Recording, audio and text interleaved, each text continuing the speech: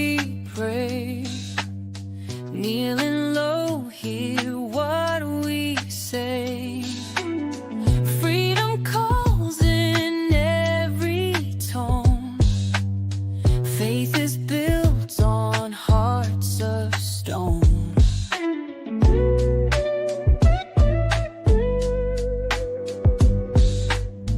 Vibes so raw, can't hide the truth. Words so sharp, they cut right through. Real talk for the soul's appeal. Prayers rise up, the wounds they heal. Lift our voices to the sky, a righteous perspective high. On this path we won't back down, for the Father wears the crown.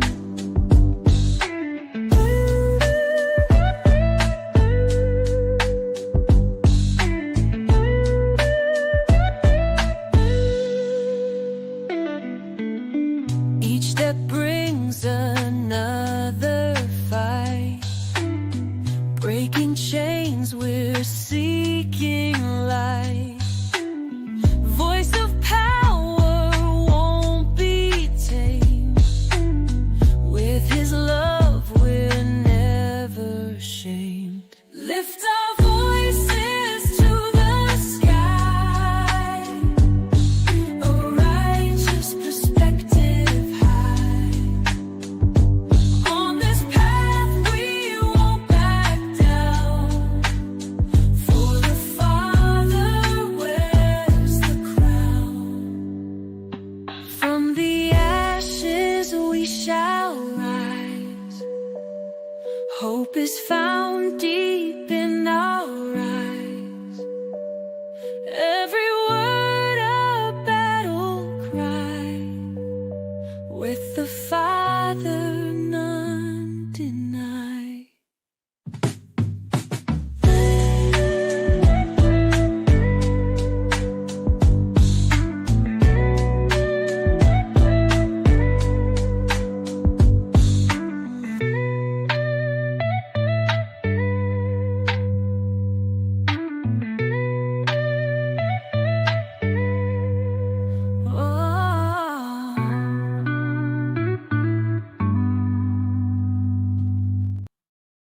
What's going on, everybody? Welcome back to ARP in the morning. I'm your host, Wise Man. I appreciate you guys pulling up this morning. I hope all is well with you guys on this fine Tuesday morning. It's the 1st of July. Can y'all believe it, man? We're already in quarter 3. Can y'all believe it? Halfway through the year? Goodness gracious. I want to make sure that we're not having any technical difficulties. So if you guys can hear me in the chat just fine, put a 1 in there. Put a 1 in the chat for me if you guys can hear me just fine. I want to make sure that we're not having any technical difficulties this morning. I hope all is well with you guys. I hope all is well. All right, perfect. So I see Eric Smith in there. I see a couple people with the 1s. All right, perfect. So we good to go. I want to make sure because I've had a couple instances where, I get going and next thing you know, folks are like, I can't hear you. Yeah. So I appreciate you guys pulling up this morning. Hey, we got 125 people in the building early. That's what I'm talking about, man. Channel, show, continuing to grow. Again, I just want to thank you guys so much, man. 400,000 subscribers is amazing. This time last year, I couldn't even fathom that number. I'm not even going to lie to you. This time last year, I couldn't fathom that number. And the fact that we are there, it's phenomenal. It's a testament to you guys that support the channel on a day-to-day basis. And obviously, first and foremost, all the credit, it has to go to God. He put me in this position, and I just really, really, really appreciate it. I'm humbled by it. And it's still somewhat surreal, to be honest with you. It really is. But we are continuing to grow. The goal, obviously, to get to that daggone million mark. And we are working on that. We're going to do city, state, country check today. I want to hear and see where you guys are watching from. Put the city, put the state, put the country, because y'all know this thing is international these days. We got people that watch the channel from all across the globe. That is phenomenal in itself. The fact that we have people, in Australia, New Zealand, different countries in the UK, different countries down in Africa, different countries out in Europe. That is phenomenal. It really is. But I'm also humbled by the fact that we have people that watch the channel coast to coast, man, from Cali, you know what I'm saying? From Cali all the way out here to the East Coast, man. It is phenomenal. It really is, man. It's a blessing. I do not take it for granted at all. And I really, really appreciate you guys, man. If you haven't done so already, please make sure you hit that like button. Hit that like button. If you haven't done so already, we got a really good show today. We got a lot to get into. We're going to get things going here in a second. I want to make sure I show some love to my folks in the chat. Shout out to Kevin Caldwell, first thing in the morning. What's up, Redefine Queen? What's going on, Zephyr K9? What's going on, Lori Oddison? I got to showcase Lori Oddison. Good morning, everyone. Congratulations, Wise, on 400,000 subscribers. Please, everyone, hit that like button. I got to daggone show some love to Lori Oddison. Shout out to you, sister. Appreciate you pulling up and making sure you give everybody the proper instruction to hit that like button when they fall in. Shout out to you guys. Blues, I'm not sure exactly where we are, but we have 155 people in here within the first 5 or 6 minutes of the stream, which is phenomenal. That means that we should have 155 likes on this daggone video. Shout out to Donald Lovejoy out of Colorado. Shout out to you. What's up, Marla? How you doing? And appreciate that. Said congratulations to my favorite YouTuber. Thank you very much, Marla. I appreciate that. What's up, Vicky Vale? How's it going? Appreciate you pulling up this morning. Who else we got? We got my brother Hunter. What's going on with you, man? He got the I think I missed you, Hunter. Where is it at? He says, good morning, everyone. Hope all is feeling blessed on this fine day. If not, here is a verse to start the day off. I gotta find the verse. What's up, Quincy James? What's up, Carol Reyes? How's it going? Hope all is well with you. Appreciate you guys pulling up. What up, Amber Young? What's going on, Eric Smith? Yeah, prayers to the folks out in northern Idaho. I was doing some research on X, and I'm not gonna be able to talk about it today, on the show because I've already kind of got things already pieced together. But yeah, that's pretty crazy. And y'all know what time it is, when it's mainstream media, and anytime they have one of these characters, even if they're just cosplaying an Alphabet community character, they're not going to showcase that. Y'all know that. Y'all know that. They have zero interest in that. But appreciate you pulling up and appreciate you keeping us up to date, Eric. Appreciate that, brother. Big Job Ford, and we're still working on you, man. We got to get you out of DC, bro. We got to get you out of DC. Seriously. What's going on, Big Job Ford? Wisconsin in the building. Shout out to you. Appreciate you pulling up as always. What's up, Scott Wyckoff? Appreciate you pulling up this morning as well. Hope all is well. Who else we got up in here? Cool Ramon. Appreciate you pulling up. We got Shelby Dodd in the house. What's up, Chad Winstead? Also known as Big Pun. Appreciate you pulling up. What up, B? How you doing this morning, sister? Hope all is well with you out there. Oh man. Here we go. We got who else we got up in here? We got Sam About the Truth. Shout out to you. Kirkus McGurkus. Shout out to you. Good morning. Appreciate you pulling up this morning. What up, White ED May? Peace and blessings to you, brother. Appreciate you pulling up. What's going on, Chester? How you doing, man? Massachusetts in the building. Shout out to you, brother. We got Mark Patterson in the house. Shout out to you. The People's Republic of California in the building. What up, Melissa? How you doing this morning? Appreciate you pulling up. Yeah, the names are back. It was weird yesterday, and I'm used to seeing you guys, your actual names on these things. I don't know what was going on, yesterday, but yeah, that was pretty weird. But I'm glad that YouTube got that ironed out. Shout out to Carlene Steinberg. Appreciate you pulling up. We got Pembroke Pines, Florida in the house. What's up, Dion? How you doing this morning, sister? Hope all is well with you. Out there in Missouri, shout out to you. Appreciate you pulling up. What up, Junior Ray? Who was that? Brenda Lindsay. What's going on? Appreciate you pulling up this morning. Hope all is well. Hope all is well. What's up, James? How you doing this morning? James Germani. Appreciate you pulling up this morning. And Leslie Aaron, how you doing? We got Anita Pantoja or Pantoja. I could be pronouncing that wrong. Help me out with that, Anita. What's up, Catherine? How you doing this morning, Miss Brandon? Shout out to you. What up, Malachi? What's going on, youngin?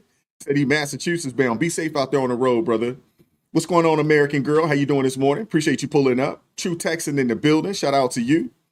What's going on? Hope all is well. All right, you guys can hear me just well, so we're getting through that. Perfecto. All right. What's going on, Dallas Libra? How you doing this morning? She says rise and grind and one. That letting me know that she can hear me. Shout out to you, sister. Appreciate you pulling up this morning. Hope all is well. What up, Scott Curry? How's it going? We got Bill Jekyll in the house. What up, Kenneth? How's it going, man?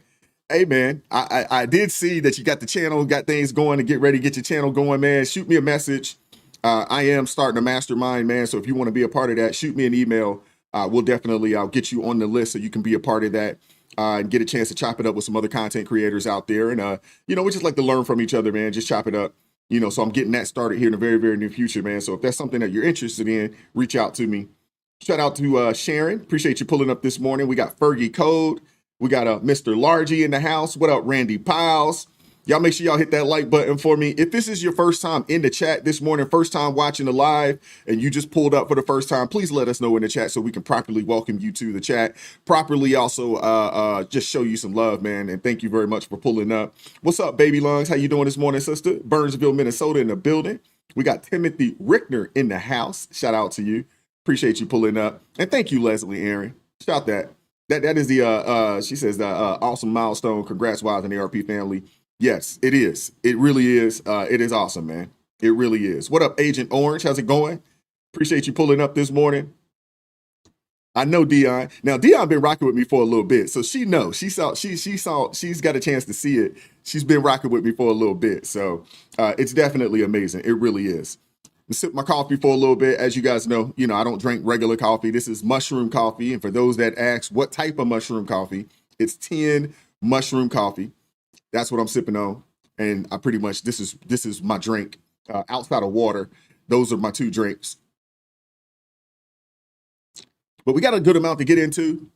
What's going on, Sharon M? Chattanooga, Tennessee in the building. Shout out. We got Fort Worth, Texas in the house. Springfield, Missouri in the house. Nebraska, Narusa, Wisconsin. We got Curtis Hoskins out of Poughkeepsie, New York. We got Ohio in the house. What's going on, Edward Purcell? We're going to get things going, man. Okay, all right. We got Colorado in the house. All right. Lakewood, Washington, Tucson, Arizona, Louisiana. What's up, Carol Reyes? How you doing this morning? It's good to see you up in here. Good to see you. Chi-Town in the building. Shout out to you. Look at Marla out of Chi-Town, or suburbs of Chi-Town. All right, man, y'all getting beat up there, man. Them daggone taxes and what Brandon Johnson is doing up in that joint. Oh my goodness, there's no way. There's no way I could live in that city. I mean, and the rate that Illinois is going, I don't even know if Illinois is a place to live at these days, unless you live, out on the outskirts. All right, we got Leslie out of Smyrna, Georgia. Okay, all right. We got Wallace North Cack in the house. All right, YDD Maine. All right. What is that? Willersburg, Ohio. Okay. Sturgis, Mississippi. Eddie Hollins out of New Mexico. All right. That's what's up. Scottsdale, Arizona in the house. Okay. I see y'all, man. Summer Sky 1100. Driving my truck in California. Be safe out there. We got Hot Springs, Arkansas. Okay. Okay. Pocono Mountains, Pennsylvania. I like the Pocono Mountains, man. What's up, Scott Wyckoff? My aunt and my uncle used to work in a resort up in the Poconos. This was way back when I was maybe, I don't know, 11 years old. We used to go up to my sister and I, we used to go up there in the summer months. I really like going up there, man. We had a lot of fun. What's up, Bill Jekyll? How's it going this morning? We got Louisville, Kentucky in the house. Yeah, one of my favorite uncles lives out that way. All right, we got the Bronx up in here. What up, LS? How's it going? All right, Rochester, New York in the house. What up, Mike C? Shout out to Gerard Caswell with the $5 super chat. Says, I humble myself under the mighty hand of God, and in his good time, he will lift me up. Good morning, and God bless everyone. Thank you very much, man. Thank you very much. Thank you very much. All right, Zephyr says we got 85 likes. We got 200 people up in here. We should have over 200 likes at this point. Come on now. Hit that like button if you haven't done so already. Really, really helps the daggone stream. Shout out to Melissa out of Honolulu, Hawaii. All right, staying up late to catch us and hang out with us. Shout out to you, Melissa. And Annie Oakley, appreciate you pulling up. Hope all is well. Texan for life. Shout out to you all as well. And we got Mountain Mover. Shout out to you. Thank you very much. All right, so we're going to get the show started. Hit that like button for me if you haven't done so already, man. Super chats will stop the show. Super thanks will stop the show. Anybody that joins the ARP family, that will stop the show. You guys will be acknowledged. Anybody that gives an ARP family membership, you will stop the show. That will be acknowledged as well. Appreciate everybody that supported the channel via Buy Me a Coffee, also via Cash App. All those links are in the description box below. When it gets a little bit of housekeeping out, appreciate you guys supporting the channel in that way. I really, really appreciate that. What's up, Stacy M out of Orlando? Oh, yeah. Shout out to you guys, man. Hit that like button for me if you haven't done so already. We're going to get things kicked off, man. We got a pretty good show today. We got a decent amount to get into, and we're going to get things going, man. Oh, we got a lot of first timers, man. Shout out to I'm a Hunter, my guy Hunter with the $10 super chat. Not sure why my verse didn't populate, but here it is. Okay, perfect. I was looking for it. I didn't see it. This is how God showed his love among us. He sent his one and only son into the world that we might live through him. 1 John chapter 4, verse 9. Thank you very much, Hunter, for supporting the channel with the $10 super chat, man. Thank you very much. Appreciate that, man. Appreciate that. He always comes through with the good word. I love it. I love it. Let's get things started, man. Like I said, hit that like button for me if you haven't done so already. We're gonna get it going. Let's go.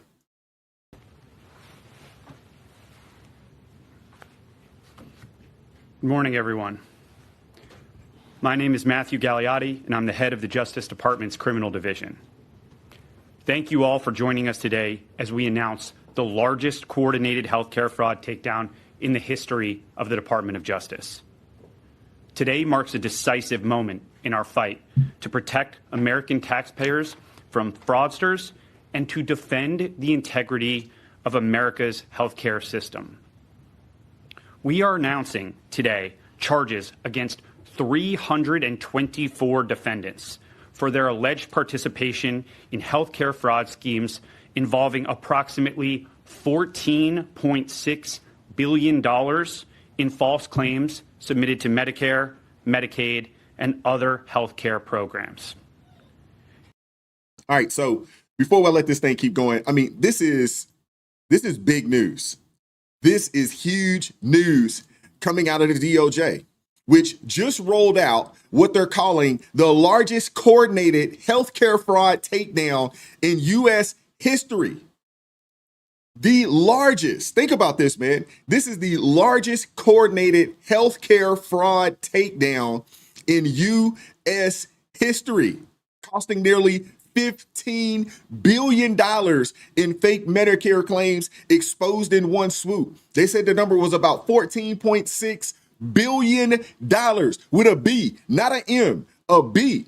You guys got to understand how much $1 billion is.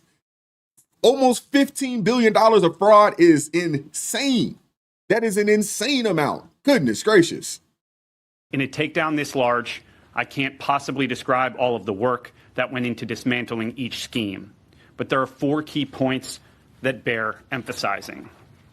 First, let me be clear about what these healthcare fraud schemes mean for every hardworking American family. These criminals didn't just steal someone else's money. They stole from you. Every fraudulent claim, every fake billing, every kickback scheme represents money taken directly from the pockets of American taxpayers who fund these essential programs through their hard work and sacrifice. And when criminals defraud these programs, they're not just committing theft. They're driving up our national deficit and threatening the long-term viability of healthcare for seniors, disabled Americans, and our most vulnerable citizens. This enforcement action involves the seizure of cash, as well as luxury vehicles and properties, returning real money to American taxpayers and to our government healthcare programs. Second, we are seeing a disturbing trend of transnational criminal organizations engaging in increasingly sophisticated and complex criminal schemes that defraud the American healthcare system. As part of this takedown, we've identified and charged defendants operating from Russia, Eastern Europe, Pakistan, and other foreign countries. These individuals have infiltrated our healthcare system to steal American taxpayer dollars. As just one example, we dismantled a scheme involving a sophisticated operation run from Russia and Eastern Europe that strategically bought dozens of medical supply companies in the United States and submitted more than $10 billion in fraudulent healthcare claims to Medicare. To make matters worse, these perpetrators used the stolen identities of more than 1 million Americans spanning all 50 states to perpetrate this scheme and submit these false claims. but I'm pleased to report that federal agents intercepted and arrested key members of that organization at U.S. airports and the U.S.-Mexico border, cutting off their intended escape routes. The days of transnational criminal organizations using the American healthcare programs as their personal piggy bank are over. This is crazy. This is crazy. Now, all these people that were claiming that, President Trump, he's going to, they're going to take your benefits away. They're going to take Medicare away, Medicaid. They're going to take that away. Oh, they're going to get rid of Social Security. Hey, with this type of fraud, your concern really shouldn't be with the administration taking anything away from you with this type of fraud going on. Now, think about this. And these numbers came out, earlier this year, maybe about a year ago. It says that based on latest official projections, Medicare's Part A, the trust fund, is expected to be depleted by 2033, which is about 3 years earlier than previously projected. Think about that. The amount of fraud, obviously we're not replacing our replacement numbers aren't there. And then you add in the amount of fraud, and then you also add in the fact that we have illegal immigrants, taking advantage of our system as well. They're saying that Medicaid will be done. It will be defunct by 2033. 2033, if something isn't done, yet you still got Democrats fighting tooth and nail, to keep people, on the system that shouldn't be there. Now, the Justice Department, they dropped a bombshell. Over $14 billion, almost 15 billion in Medicare fraud. I mean, more than 320 people charged. Now, that's I don't even think we're scratching the surface. I mean, they've charged 320 people, but I mean, this is going international. I don't know what we can do to people outside of our nation, that's been, basically robbing us from the outside in. I don't know what we can do about that, but the fact that they've already caught 320 people, which is positive, I would assume that they're going to get those people to roll on some others. So I expect that number is going to grow. A third of the 320 people, that were charged, they're doctors, nurses, and pharmacists who swore to heal and now accused of bleeding taxpayers dry. People got to understand this. When you work a job, they automatically take Social Security and Medicare or Medicaid, or is it Medicare? Medicare out of your paycheck. So you don't even get a say in this. You don't get a say. They just take it. You don't get a say in the percentage and how much they take. You don't get a say. They just take it. And yet the federal government has been so reckless that they've just allowed this type of fraud. I mean, this is insane. I mean, we're not talking about small-time scams. We're not talking about small-time scams. We're talking almost $15 billion. We're talking about kickbacks, fake prescriptions, ghost clinics billing for equipment that never existed. In one case, a foreign crime ring operating out of Russia, Eastern Europe, and Pakistan, they bought up legit-looking U.S. medical firms and pushed $10 billion in fake invoices through Medicare. And you wonder why the Medicare fund is going to be defunct by 2033. That's less than 10 years from now. They said that federal agents, they seized cash, luxury cars, real estate before it vanished overseas, but billions, they were already in motion. One single scam alone had $4.5 billion in Medicare payments queued up. $4.5 billion in payments queued up already. Come on, man. CMS, which is the Center for Medicaid Services, they froze most of it just in time, but $41 million still slipped through. So they were able to catch a good chunk of that, but $41 million is a whole heck of a lot of money. It still made it out the country. Now, Dr. Mehmet Oz, now working on fraud prevention, he summed it up. This isn't low-level theft. This is a international crime syndicate looting Medicare using stolen seniors' IDs. And here's the kicker. Illegal immigrants are part of the scam as well, getting Medicaid benefits using fake documents or stolen Social Security numbers. In California, one busted ring had hundreds of fake patients tied to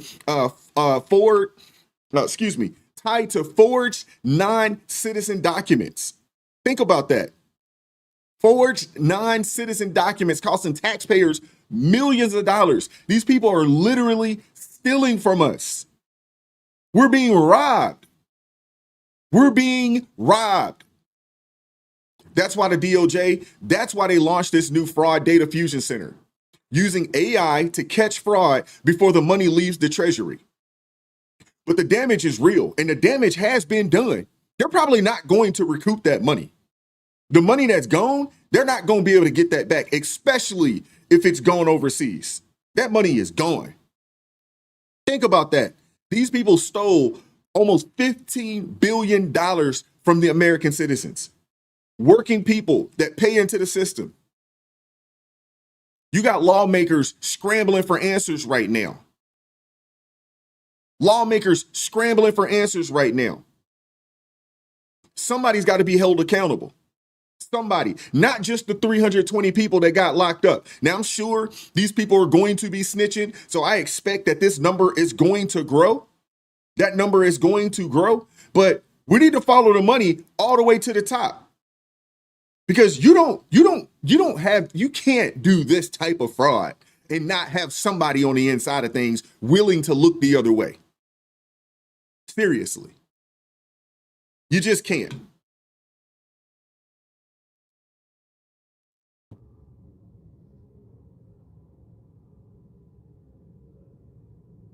Where's my sound at here? All right. Okay. Yeah.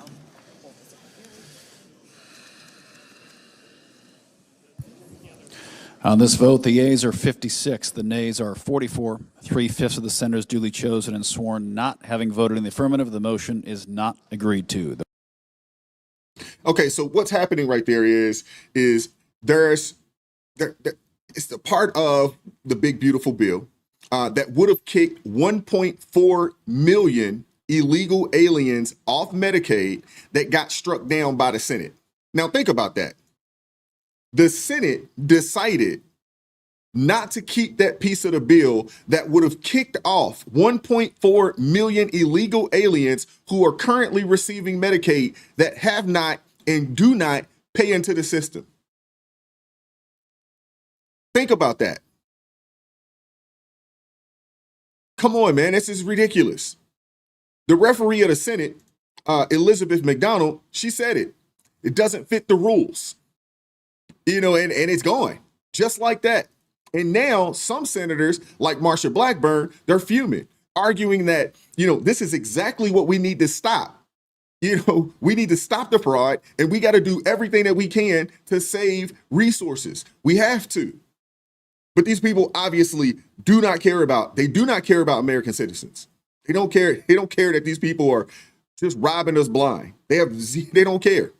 Millions of vulnerable Americans, including the disabled, elderly, and low-income children, depend on Medicaid for vital health care services. But waste, fraud, and abuse are pushing this program to the point of insolvency. According to one estimate, there were more than $1 trillion in improper payments over the last decade. To protect Medicaid for those who truly need it, this corruption must end, including by removing the 1.4 million illegal aliens who are currently including by removing the 1.4 million illegal aliens who are currently exploiting the program. My amendment would close a loophole that allows illegal aliens to receive Medicaid coverage for up to 90 days by blocking federal taxpayer dollars from funding benefits for prospective beneficiaries until their citizenship or lawful presence is verified. I urge a yes vote on this amendment, and I ask for the yeas and nays. She's absolutely right. She's absolutely right. No illegal immigrant should be getting free health care in our nation. Not one. That should not be a partisan opinion. I mean, it honestly should just be common sense, but clearly it's not. Senator Marsha Blackburn's amendment aimed to close that door. It aligns with the Protect Medicaid Act. Again, it's on its way to being defunct by 2033. Heck, if we keep going at the rate we're going, that number might creep in, because initially it was 35. Now it's at 33. We could be looking at 2030, 2031. I mean, come on, man. What are we doing? What are we doing?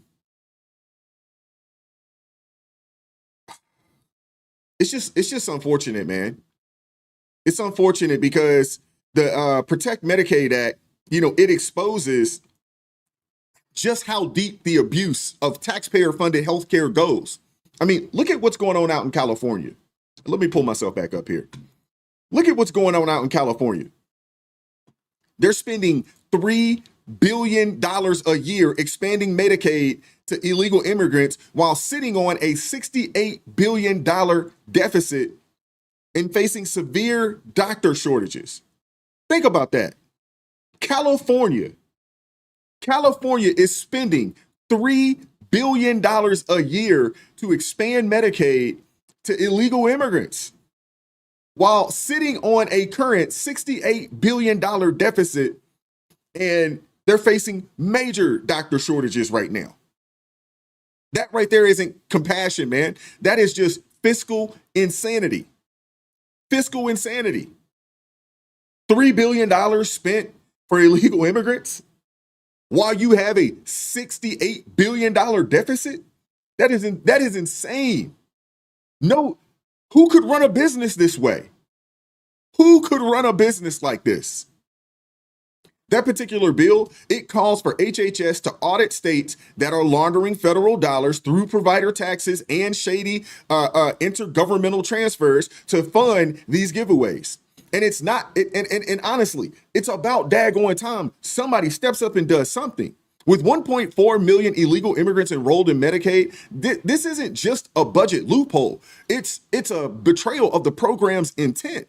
Medicaid was created to help vulnerable Americans, not become some form of global charity. Redirecting resources back to citizens shouldn't be controversial. It shouldn't be. It should be automatic. No American should be forced to fund health care for another country's citizens. Again, no American. We, as Americans, working taxpayer people, should be responsible, for funding health care for other folks' citizens. Let them go back home and you take care of your own people. Now, look, I get it. Cutting Medicaid, it can feel like robbing Peter to pay Paul, especially when rural hospitals and low-income families are barely hanging on. But removing 1.4 million ineligible, illegal enrollees, that's not cruelty. That right there, ladies and gentlemen, is what you call triage. Triage. We're supporting people that don't pay in the system, and it's not going to be there in the next, less than 10 years. It's not going to be there. No other country allows this type of stuff to happen. And I get it. In America, we are blessed. This is the wealthiest nation in the country. What we consider poor is, in some cases, could be living almost a life of luxury for a lot of folks around the world. I get it. I get it. But we should not have to work our tails off and pay for people that, one, never have paid into the system. They don't have a family member that has paid into the system. They don't respect the nation. They literally come over and steal. And then on top of that, they come over here and disrespect the nation. But we're supposed to take care of these people?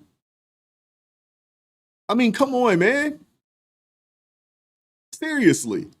Removing 1.4 million ineligible illegal enrollees, it's not cruel. It's called triage. It's called doing what needs to be done to take care of home first. That's like having money and letting people borrow your rent money, and you're hoping that they pay it back, or in some cases, not even borrow. You give somebody your rent money and you're depending on some other way to take care of your family. Like, nah, you can't do that. You got to take care of home first.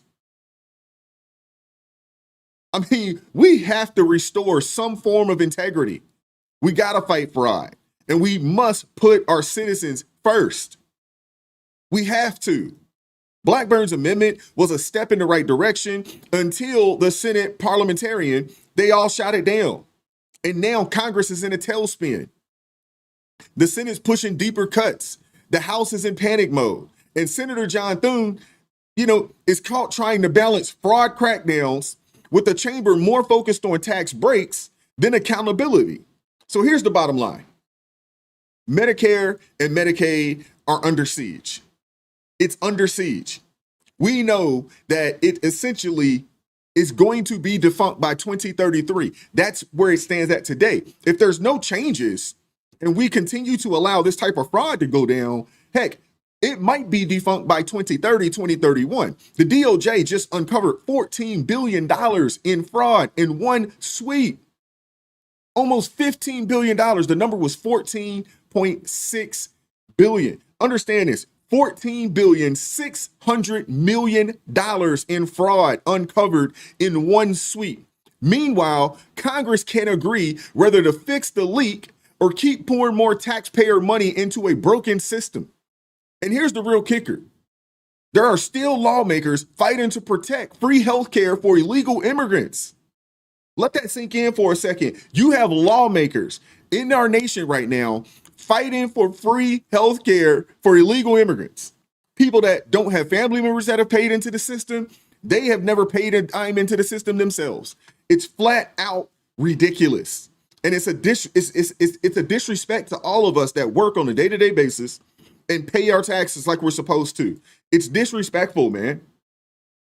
In 2017, when we passed the tax cuts, they totally missed the growth targets. They totally missed what was going to happen to federal revenue. They're not oracles. They can't foretell the future down to the exact science. Our Republican view is if we lower taxes, we'll have economic growth and it helps everybody. This isn't rocket science because the poor people are losing benefits, Medicaid, and SNAP.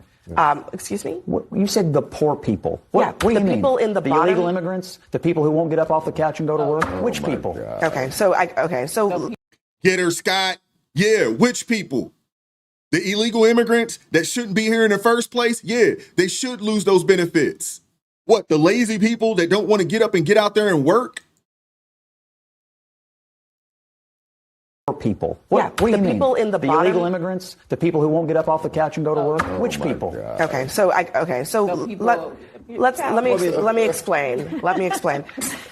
The requirements for Medicaid, and we had this conversation last night, but here are the real details.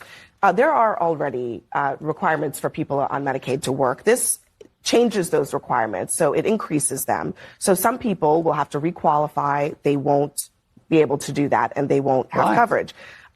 There are changes to the out-of-pocket costs for people who are. Now look at this. Requirements for Medicaid. Recipients 19 to 64 must work, volunteer, or go to school at least 80 hours a month. I mean, that's not a bad thing. Again, nothing in this world is free. Somebody is paying for this. So if you're able-bodied, get your butt up and go to work. Now, I'm not talking about, our people that are disabled. I'm not talking about our people that, are disabled veterans. I'm not talking about the people that are our senior citizens. I'm not talking about them. I think those are the people that we need to take care of. But if you are an able-bodied person from 19 to 64, and honestly, can we say 18 to 64? But then again, I guess you say 18. There are some kids that are still in high school at 18, so I get that much. But 19 to 64, you need to get your butt and get a job. Trump, the administration is bringing all these opportunities back. They're bringing a lot of opportunities to the country. We're going to need people to do these jobs. Get your tail up and get to work. Get your tail up and go to work. They say that some out-of-pocket costs for those earning above the poverty level. Okay, and we all have to pay for our insurance, right? Must prove U.S. citizenship or legal status. I don't have a problem with that. And slashes Fed matching rate for states covering undocumented immigrants. Absolutely. Absolutely. This isn't a big deal. This shouldn't even be controversial. Seriously. It shouldn't be controversial. be able to do that, and they won't have coverage. There are changes to the out-of-pocket costs for people who are on this program, so they might have to pay money in order to get access health care. It changes how the federal government reimburses the state if they provide coverage for undocumented immigrants. So there are some real changes to like people who are eligible for the program now who will not be eligible for the program in the future. I just really have to say, for working class people who voted for Trump, those who are on Medicaid and those who are on Medicare, So they always go there for working class people who supported Trump. Yeah, go to work. So they're saying basically choose the Democrats because the Democrats wants to give you a bunch of free stuff. And they also want to take your rights, and they want to allow people to come over here and compete with you for those opportunities. Oh, by the way, we're also going to let people come over here and basically just take the benefits that, those of us, that work, our parents, our grandparents that we've had that pay into the system. Oh yeah, they can also get to come over here and reap the benefits, of our, people's hard work. I mean, you literally have Democrats openly admitting that they're opposed to taking away Medicaid benefits from illegal aliens. These people aren't even trying to hide it. They're not even trying to hide it. And that's why this thing is going to be a hard battle ahead, but it is one worth fighting for. It is one worth fighting for. What we do know is that the Democrat Party, they're not the party of the working class. We know that they're the party of illegal immigration. We know this. These people get on my nerves. Seriously. These people get on my daggone nerves. Abby Phillips, I can't think of the other black lady on there with the braids. I can't think of her name right now. But I don't know how these guys, I don't know how Shermichael, I don't know how Scott Jennings sits across from them and listen to this foolery on a day-to-day basis. I just don't. Shout out to Red Bucks with the $2 super sticker. Thank you very much for supporting the channel. Appreciate that. Y'all make sure y'all hit that like button if you haven't done so already. We got to shift gears. We got to shift gears for a moment because, while Congress is out, duking it out over healthcare and fraud, there's another policy fight that's turning heads, and it's all about the tariffs, with CNBC being forced to recognize that Trump's tariffs have brought in over $121 billion to the U.S. without imposing a burden on consumers. I need you guys to see this, man. This is freaking huge. Been collecting in revenues. And I did this in part because Wilfred's here and he can talk about the UK trade deal, but this is the monthly numbers and they have gone up a lot. June is actually set for another big increase of $27 billion. That is money coming into U.S. coffers from tariffs. We are collecting a lot of revenue. So far, guys, $121 billion has flowed into the U.S. government since the start of the fiscal year. It's still a tiny portion of the overall revenues that the U.S. government gets, but it's increasingly a lot, especially we haven't seen it in terms of the consumer paying off. Look how much we've been collecting in revenues. And I did this in part because Wilfred's here and he can talk about the UK trade deal, but this is the monthly numbers. And they have gone up a lot. June is actually set for another big increase of $27 billion. That is money coming into U.S. coffers from tariffs. We are collecting a lot of revenue. So far, guys, $121 billion has flowed into the U.S. government since the start of the fiscal year. It's still a tiny portion of the overall revenues that the U.S. government gets, but it's increasingly a lot, especially we haven't seen it in terms of the consumer paying off higher inflation. Hey, Dion, to an extent, I understand. I understand Elon's beef. Elon's looking at the country as a business. The people in government don't look at the country as a business. If any of you guys work for the federal government in any shape, way, form, or fashion, my only stint with the federal government was through my military service. But what I do know is that those folks that work in the federal government are not about saving money. They're not. They're not about saving money. They're about spending the full max of whatever money is allotted to their department, and with hopes that they'll get more money at the end of the fiscal year. So I understand Elon's beef to an extent. His approach, not a fan, but I understand the beef because people that work for the federal government, they're not in the business of saving a dollar. See, when you work for a private sector company, and you're the manager and you're able to accomplish the task and still save money, typically you'll get the difference of, however much they thought it was going to take in comparison to what you did. And then you might get a bonus, and your team might get a bonus, right? In the federal government, you're actually punished for doing your job at a high level and saving money while doing it. You're actually punished. I mean, it's the craziest thing ever. I've never seen anything like it, and they don't operate like that in the private sector. In the private sector world, if you can do your job at a high level for the quarter, and you can do it and still come under budget while doing it, there's a bonus in line for you. In the federal government, if you do that, though, you are punished.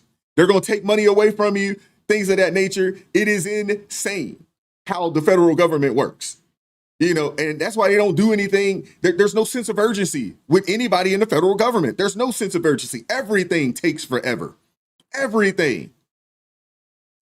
It's always hurry up and wait with these people. Always. But these quote unquote experts, out there, it's almost like the experts were wrong. Again, remember, all those dire predictions. Oh man, the tariffs, they're going to crush the economy. Prices are going to skyrocket. Consumers are going to suffer. Y'all remember all of that. Well, it turns out that none of it happened. Trump's tariffs, they were supposed to be a disaster, but instead, they've brought in over $120 billion in revenue. Now, let me say this. Not only is it $120 billion in revenue, this is new revenue. This is new money. Think about owning a company and you get a new revenue stream in that you didn't have from the previous year. This is $121 billion in new revenue. And consumers aren't feeling the pain behind it either. That right there is straight from CNBC. The cost didn't land on American families. They landed on foreign exporters. The fearmonger said that we'd be paying more for cars, groceries, appliances, you name it. But here we are, and the economy didn't collapse. The experts, they were wrong again. And now they got to eat their words because the U.S. Treasury is raking in cash right now, cash that we hadn't raked in before in the past. And the American people aren't footing the bill. That's not just a W. That's not just a win. It's a paradigm shift. It's a paradigm shift. It challenges everything that we've been told about trade, globalization, and economic strategy. Meanwhile, we have Congress busy fighting over Medicaid cuts and how to patch up a healthcare system riddled with fraud. This tariff success story, it's proof. Bold policies can work. They can protect American interests, generate real revenue, and do it without bleeding the middle class, which brings us to Trump's next move. I don't know if you guys heard about this, but Trump's next move, he's not mincing words. He's doubling down. No more leeching off of the American economy. Keep the money here. No more financial leaks, whether it's healthcare fraud or foreign trade. The mission is clear. Protect American resources, put citizens first, and stop rewarding those who game the system. It's about daggone time we have somebody in office that actually cares about the well-being of our country and the people. Because the country, we are the country. It's us, the people. 20th, no immigrant will be able to send money to their countries of origin. If you do not have legal immigration status, you can't send a single dollar home. This isn't a warning, it's happening. Now the Remittance Control Act kicks in tomorrow morning, blocking all money transfers without valid U.S. documentation. Trump declared during his announcement, illegal immigrants have been draining $150 billion annually from our economy. That ends tomorrow. The numbers are staggering. 42 million immigrants send money overseas, supporting 800 million family members globally. Western Union, MoneyGram, Zelle, all blocked without a real ID or valid social security number. You're cut off completely. Banks must verify legal status before any transfer violators face $10,000 fines per transaction money. Transfer businesses risk losing their licenses. Families in Mexico, Guatemala, El Salvador are about to lose their only lifeline. Even supporters are calling this extreme. This isn't just policy. policy, it's personal. June 20th, no immigrant will be able to send money to their countries of origin. If you do not have legal immigration status, you can't send a single dollar home. This isn't a warning, it's happening. Now the Remittance Control Act kicks in tomorrow morning, blocking all money transfers without valid U.S. documentation. Trump declared during his announcement, illegal immigrants have been draining $150 billion annually from our economy. $150 billion being sent out of our nation. Think about that. In certain countries like India, Mexico, there was a few others out there, that money being sent back to their nations from people that are here, working here. I mean, it was, percentages, large percentages of the country's GDP. Think about that. It isn't because they're offering a service or selling a product. No, it was just people sending their money back to their home countries. Think about that. Documentation. Trump declared during his announcement, illegal immigrants have been draining $150 billion annually from our economy. That ends tomorrow. The numbers are staggering. 42 million immigrants send money overseas, supporting 800 million family members globally. Western Union, MoneyGram, Zelle, all blocked without a real ID or valid social security number. You're cut off completely. Banks must verify legal status before any transfer violators face $10,000 fines per transaction money. Transfer businesses risk losing their licenses. Families in Mexico, Guatemala, El Salvador are about to lose their only lifeline. Even supporters are calling this extreme. This isn't just policy, it's personal. Man, that is freaking huge.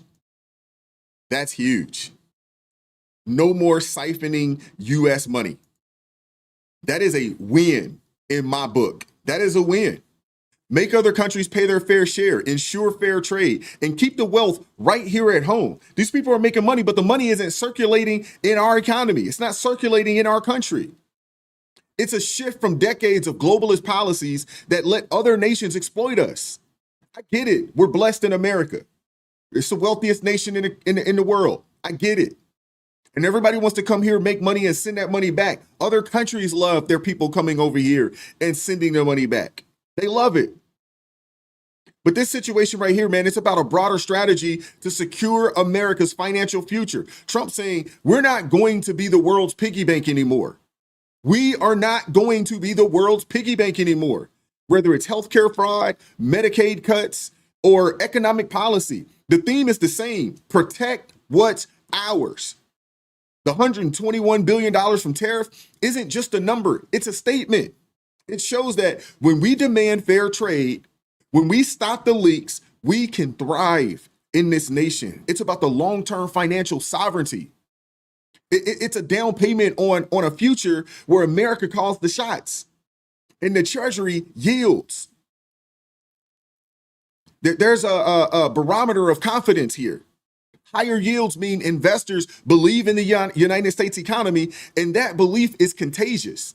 It's a cycle of growth.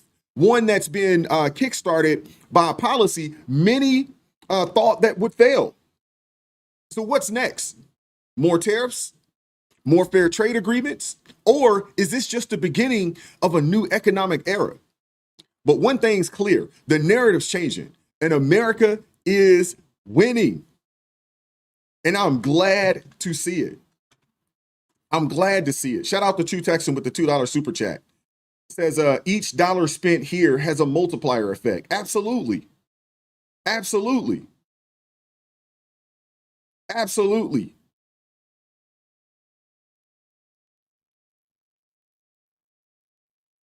Now we've had something like this on the books for a bit, but for whatever reason, it hadn't been enforced.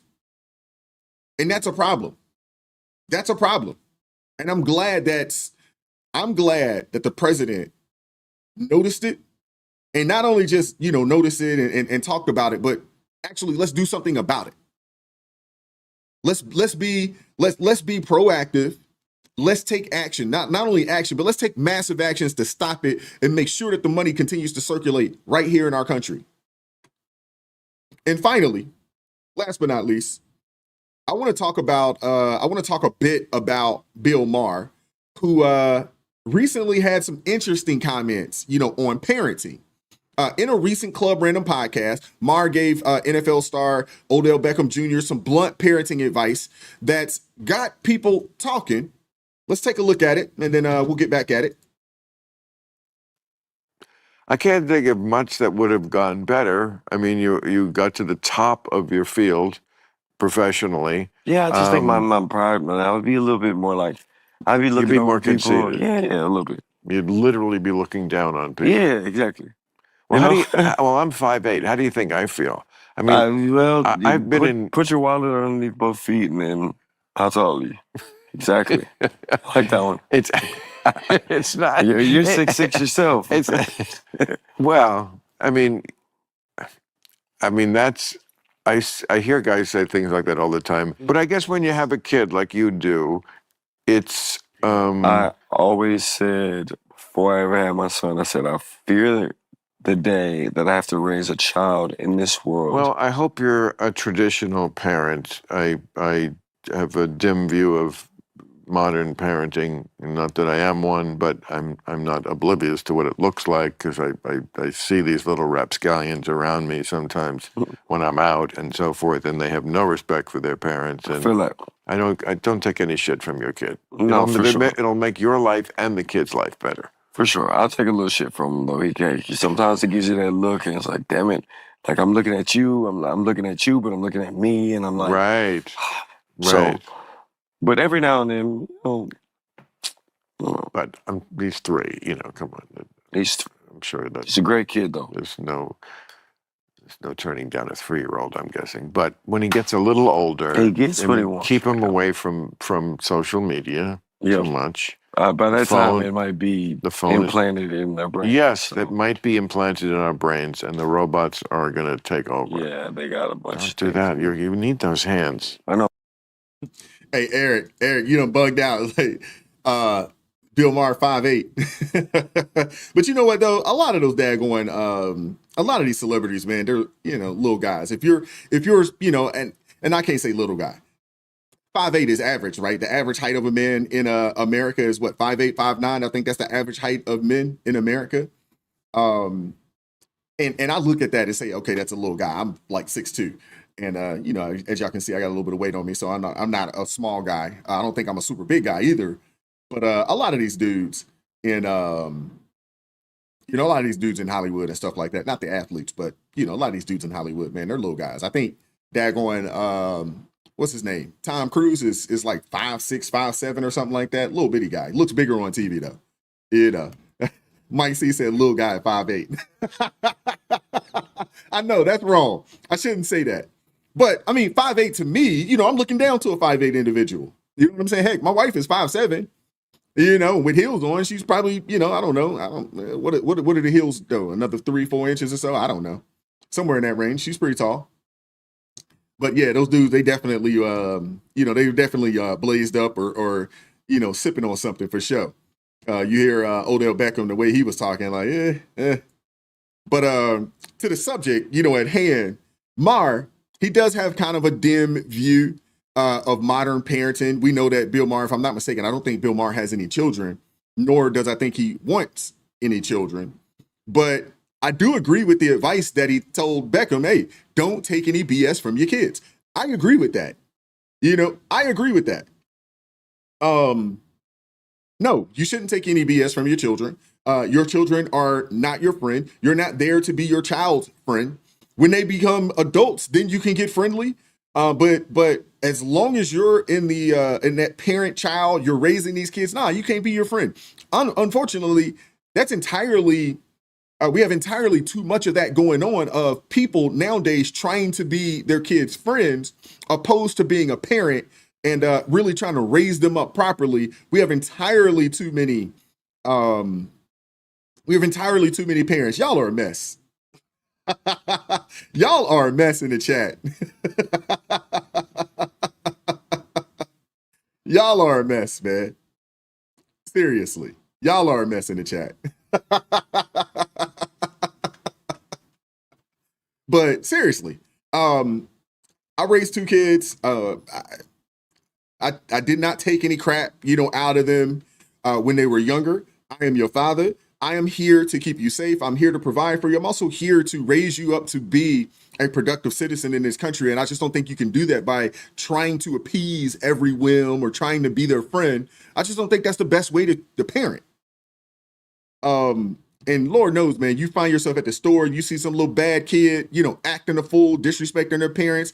Sometimes I want to get out of line and yank them up real quick, but that just goes from a parent not nipping it in the bud early. Things that the parents laugh at and think are cute when they're young, that 3, 4, 5-year-old age. You know what I'm saying? That's when you got to get them. And I'm not saying that you got to go crazy. I'm just saying you just got to nip that in the bud early. So therefore, when they get a little older, there's a healthy fear there. There's a healthy fear.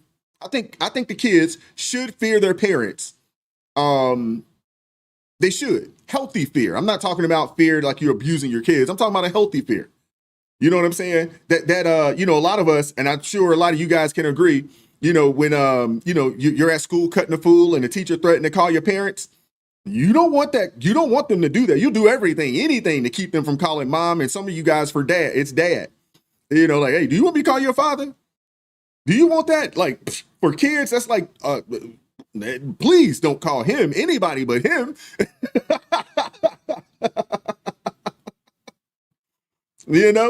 But my kids, they already know, man, please don't call dad. Don't call dad. They already know, because I'm going to handle it. Seriously. But, I don't think you should be taking any BS from your kids. And to be honest with you, if you don't, it'll make your life and the kids' life better. Seriously. I've had my son, who is now 24. He's come and told me, he was like, Dad, I know you was hard on me, but it was good for me. I can look back at it now and see that, hey, you just wanted me, to do the right thing. You wanted me to stay out of trouble, so forth and so on. He gets it today.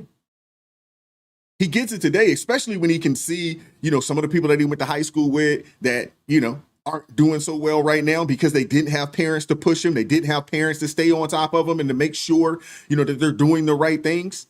See, the beautiful thing for us is here, my wife hadn't had a job in 15 years, so somebody was always at the house. There were no skipping school and thinking you about to come over our house and hang out. There's none of that. There was none of that, right? There was none of that.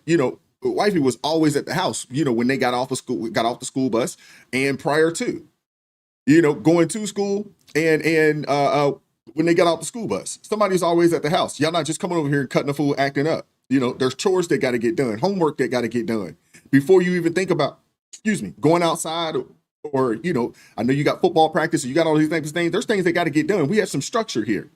Shout out to Rolando Velez with the $5 super chat, says, we really needed to address the Jerome Powell situation. There's definitely a bias there that's costing Americans billions daily. He needs to be fired. I'm gonna have to look into that a little more. I appreciate you bringing that to my attention. I'm gonna look into that a little more and see what we can come up with that.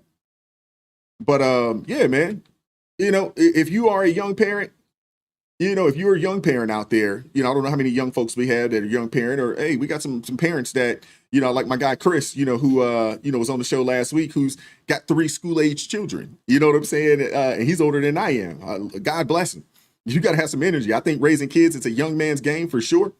It is definitely a young man's game or young person's game. Once you get a little older, man, you may not have the same type of energy you had back in the day to chase these kids around and stay on top of things the way you're supposed to. But yeah, when you don't take that crap, when you do try to do things the right way, honestly, it makes your life better. It does make the kids' life better. Hey, I didn't have Bill Maher being all about traditional parent on my 2025 bingo card. I didn't, but here we are. And I'm not gonna lie. Hey, I'm with it. No social media overload for kids. In my house growing up, we had a rule: no social media while they were in high school. Heck, my kids didn't even get a cell phone until freshman year of high school. They didn't even get a cell phone until freshman year of high school. when we had to drop them off because they had practice and things of that nature. That way they could call. And even then, it wasn't a smartphone. It was one of those. It was one of those phones that looked like this. Y'all remember the phones? They just looked like this, and all you could do is dial out. You might be able to text, but you got to do a lot to text. You didn't even get a smartphone. Your first phone. You know what I'm saying? Like, I didn't agree with that. I didn't believe in that. And I also understood the dangers of social media.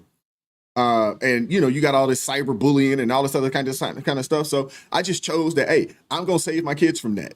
So there was none of that going on in middle school. They got their first phone in high school, and it was a regular phone. You know what I'm saying? It wasn't anything special. Nah, you ain't getting no smartphone, bro. You don't need that. You ain't that smart. You ain't that smart for a smartphone. You know what I'm saying? You get that straight up phone that look like this. You can't do nothing but dial. Call me. That's it. That's it. Please, we weren't playing. But his warning, to Beckham is real. I believe Odell Beckham, he got a 3-year-old son, and he told him, hey, keep him away from the digital chaos because let's face it, by the time that kid's old enough, social media might be implanted, in brains or something along those lines. He says that the robots are going to take over. I mean, that's a wild thought. But Mar's point, I mean, it is clear. And I do agree with that. We've got to get back to the basics, whether it's parenting or policy. And speaking of social media, let's talk about why keeping kids away from it as much as possible and for as long as possible is crucial. There was a study that came out, and I want to share this with you guys. If you guys want to read the article for yourself, I'd be more than happy to share it with you if you guys want to check out the article. But this article right here says a new study shows social media use predicted future depression between tweens. Now think about this, man. There's some eye-opening research in this article right here, man. And if you guys want this link, I'd be more than happy to share it with you, send it over to you. If you want, just shoot me an email. All right, take care, Yvette. Shoot me a message. I'd be more than happy to share it with you. But, the researchers, at the University of California, out in San Francisco, they followed nearly 12,000 preteens for 3 years, starting at age 9 to 10. And guess what? Kids age 9 to 10, to be honest with you, should not be on social media at all. They shouldn't be on social media at all. If you guys want that article, please shoot me an email. I'd be more than happy to send it over to you. But a kid 9 or 10 years old, there's nothing for them on social media. Nothing. But the kids, they follow these kids starting at age 9 to 10. And guess what they found out, man? Increasing social media use predicted future depression in these kids. You heard that correctly. Depression, daily social media use jumped from about 7 minutes at age 9 to a whopping 74 minutes by age 13. And during that time, depression symptoms shot up by 35%. The lead author, Jason Nagata, said that social media does seem to be a risk factor for future depression or worsening depressive symptoms. This isn't just a correlation. It's a warning sign. It's a warning sign. The study published in the JAMA Network Open, it shows that it's not just about kids who are already depressed tuning into social media. It's the other way around as well. More screen time leads to more depression down the line. And get this, by age 11 or 12, 2/3 of these kids had social media accounts, despite the minimum age of 13. TikTok, Instagram, Snapchat, these platforms are sucking kids in, and the consequences are real. Cyberbullying, a big part of it. Another study from the same cohort found that kids who experienced cyberbullying were twice as likely to have thoughts of harming themselves, self-harming themselves, or experiment, with illegal substances. I mean, it's relentless, it's anonymous, and it follows them into their bedrooms at night. But it's not just the bullying. Social media also displaces other critical activities like sleep and physical activity. We only have 24 hours in a day, and if kids are glued to their phones, They're missing out on what's good for their brains and their bodies. You need to take the phones out and put the books in their hands. The American Academy of Pediatrics recommends that no screens an hour before bedtime. And that's for adults as well. No screens an hour before bedtime. But guess when these preteens are most active online? Right before bed. 63%, have a phone in their bedroom overnight, and 17% get woken up by notifications. I mean, it's a recipe for disaster, and parents have to step up. Nagata's advice is simple. Create a family plan, limit screen time during meals and bedtime, and model good behavior yourself. Meaning, showcase how it's supposed to be. Your kids should see you with a book, opened up and reading. Because let's face it, man. If you're scrolling while your kids are trying to talk to you, what message does that send to them? So what's the big picture here? Whether it's Mars' call to get tough on parenting or this new studies warning about social media, the message is clear. We've got to protect our kids from the digital onslaught. It's not just about keeping them off TikTok. It's about preserving their mental health, their sleep, and their future. I'm personally against children being raised by tablets and phones. I'm against it. I am so tired of seeing children at the age of 4 or 5, their parents don't want to deal with them and they give them a phone or they give them a tablet and they're buying them phones and they're buying them tablets. I mean, it's ridiculous. It's ridiculous. These kids need books, paper books to read. Shout out to Texas Texan for Life with the $10 super chat. Says we got home, did our homework, chores, then outside. Then once the street lights came on, you best hurry and get your butt inside. No video games or cell phones. Just find something to do. Absolutely. Absolutely. Absolutely. That was my rule. That was my rule. My kids were not allowed to play video games during the week. No games during the week, unless it was the summer months. In the summer months, I was a lot more lenient with them. Have your fun, as long as you got your chores done. I did force them to read, and I did make them do workbooks, math and reading workbooks for the following years, just so they would get prepared for the following school year. We did do that, but we were pretty lenient on them when it came to playing the game and things of that nature during the summer months. But during the school year, oh no video games. You no Xbox, no PlayStation, none of that during the school year or during the school week. You get to play on the weekends after you got your chores and stuff done. And if it's nice outside, I'm forcing you to go outside. Take your butt outside and play. Get off this game and go outside. That was my rule. But I'm really, really tired of seeing parents, just give their kid a daggone cell phone. Hey, watch this, play on this tablet, play on this cell phone. Now, for us as adults, we could utilize this information as well. Stay off social media, get off the phones and things of that nature before you lay it down, because it does mess with your sleep.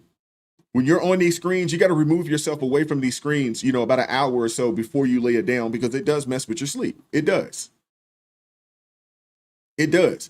The other thing too about social media, it's not a real place. I mean, people they look at people on Instagram, they see people on X, and they look like they have all this stuff. They're living this great life, and in all actuality, it's all a facade. It's not real. Social media is not a real place. If you look at social media, you would swear everybody's making a ton of money. Everybody's driving Bentleys and Ferraris and Lamborghinis. And then you go and look at the math and you realize that, hey, only 20% of people in the country are making over $100,000. So how is it that all these people on social media look like they're balling out of control, but the math isn't mathing, right? The data says that most people don't have that type of money. The average American earns the average median wage in America is $63,000. The average household income is a little over $100,000. There are a bunch of people that are just fake and phony online. But the thing is that a lot of people look at that and they believe that social media is real life and it's reality, and it's not. And I understand why a lot of the kids are suffering from depression from looking at this, because there's a lot of pressure there, right? There's a lot of pressure on there to fit in. I mean, it was tough enough without the phones when I was in high school. We didn't have phones. You know what I'm saying? You were faking with a pager. Maybe you had one of those pagers with the voicemail. Y'all remember that? People call you and, hey, call my pager, leave me a voicemail. I'll call you back. So we didn't have cell phones when I was in high school. It wasn't a big thing. The only people that had cell phones is people that actually had some money. And even then, what did it cost? What was it? They were charging you by the minute, right? Just to even use that daggone thing. 37 cents a minute or something crazy like that. It was a lot just to have a conversation. A 10-minute conversation would hit you in the pockets. So we didn't even have it. It wasn't even a thing. It wasn't a thing at all. But these kids nowadays, man, I mean, they're getting a chance to see people, who, you're getting a chance to see people that, your age looking like they're millionaires, and they're not. It's all fake, man. It's all a facade, man. And there's so much toxicity, online. There's so much phoniness going on online. I mean, it's crazy. Hey, Dallas Libra, I bet most of these kids, man, I haven't seen a payphone. It's been a little bit since I've seen a payphone, but I would assume that a lot of these kids wouldn't even know what it is. They wouldn't know what a payphone is. I mean, it's crazy.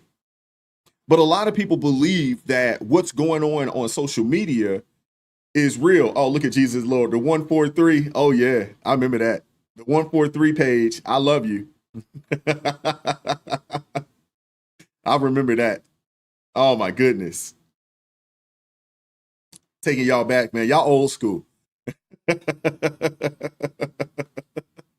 Most of these kids have no idea. They're like, a payphone? What is that? A payphone? What is that? You better make sure you keep some change on you just so you can use the phone if need be. I mean, I told my son, man, there was a time, man, we used to travel cross country with no cell phone. Hey, no cell phone and no map. You'd use the daggone rest stops to chart your path. Use the rest stops to chart your path. Oh, it says I'm here. Okay, good. Okay, I got to do this. All right, perfect. You might write a couple notes down. They're like, you mean to tell me you drove, like that without a cell phone? Yeah, that's what we did. That's what we did. I remember I was 19 years old. I drove from Florida to Georgia and from Georgia to Virginia without a cell phone. Without a cell phone. This was like 2000. And, I remember I was telling my son about it, and he's like, huh? I was like, yeah, that's what we did. We did that back in that time. And you just stop at the rest stop, and the rest stop will tell you where you are. Oh, and I mean, a lot of it, the highways are pretty easy, right? Going that route, hey, man, you just jump on 85 and go north. 85, go north. And just ride it. Oh, and then you realize, like, oh, I got to ride it all the way until I get to 64. When I get to 64, I'm going, just follow the signs. Oh, yeah. No GPS, no map quests, no Apple, Apple Maps, none of that. No Google Maps, none of that. We just rode. Shout out to my guy Jeff over at It's Not Your Fault, Alanine Recovery Channel. He says, with the $11 super chat, says, calling your parents when I was in the Navy. Will you accept the collect call from Jeff? Payphones were our only portal to home besides letters. Remember those? Yeah.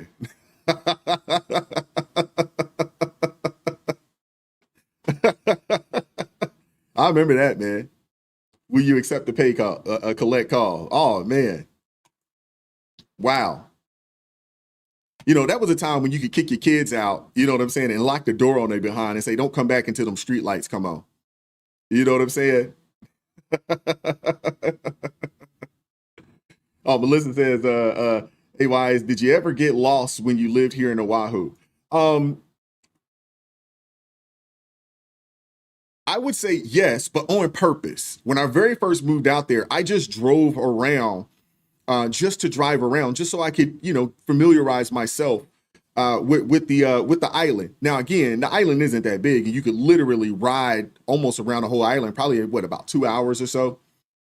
But yeah, there was a couple of times where I just kind of went out And I don't know if, I mean, I guess you call it getting lost on purpose, but a lot of that was just trying to figure out the lay of the land. But when I lived out there, I lived in Kailua, and I lived in Kaneohe Bay.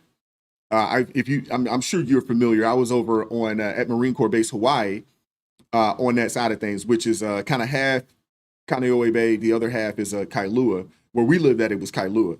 We're on the back side of the base, but on the front side of the base, the front gate was Kaneohe Bay, the back gate was Kailua, which was dope.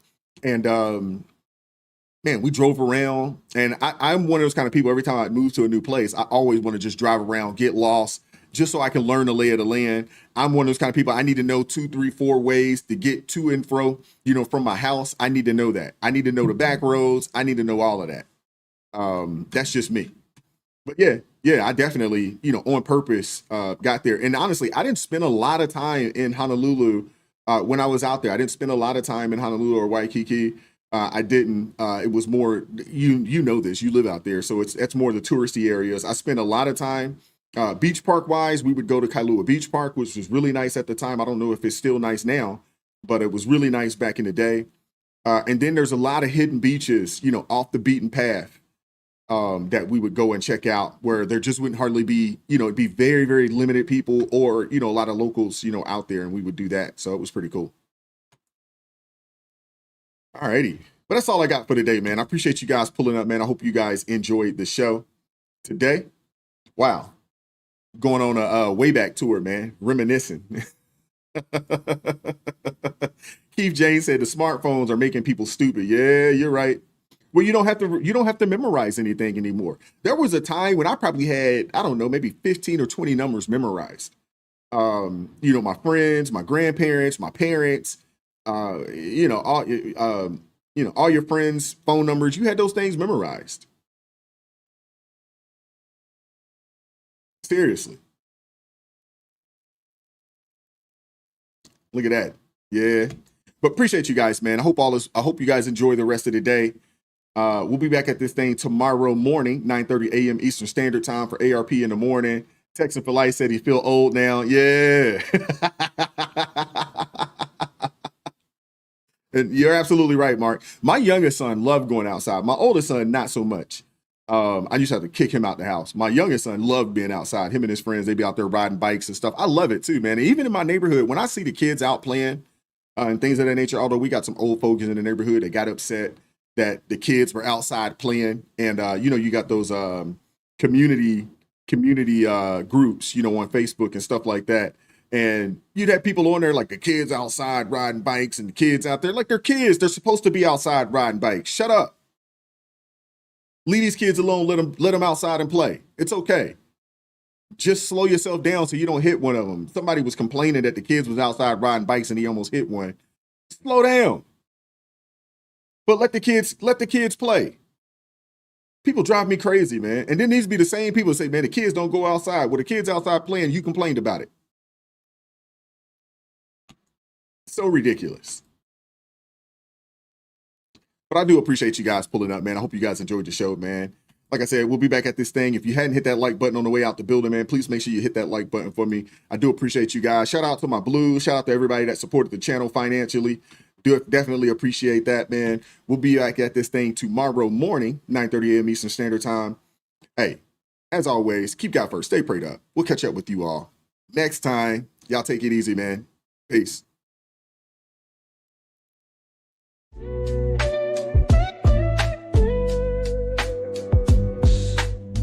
Vibes so raw, can't hide the truth. Words so sharp, they